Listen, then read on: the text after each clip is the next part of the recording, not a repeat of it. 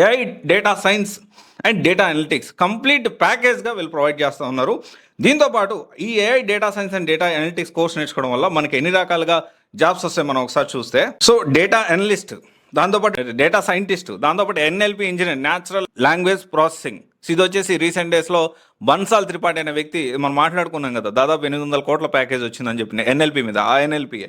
దాంతోపాటు computer vision specialist, దాంతోపాటు machine learning engineer, AI engineer, దాంతోపాటు ల్యాబ్స్ ఇంజనీర్, దీంతోపాటు అడిషనల్గా దీనికి సంబంధించి ప్రాంప్ట్ ఇంజనీరింగ్ కూడా.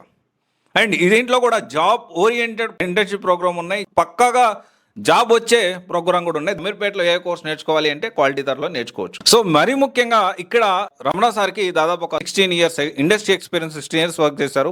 And at the same time over the 2 decades so చాలా మంది సక్సెస్ఫుల్గా జాబ్ తెచ్చుకోవడంలో సో డిఫరెంట్ ఆస్పెక్ట్స్తో డిఫరెంట్ ఇన్నోవేటివ్ ఐడియాస్తో మన అమీర్పేటలో definitely one of the biggest or లేకపోతే ఒక జాబ్ క్రౌడ్ పుల్లర్గా మనం చెప్పొచ్చు. క్రౌడ్ పుల్లర్ అంటే జాబ్ ఇప్పించడంలో కానీ, ఎక్కువ మందికి జాబ్స్ రావడంలో కానీ.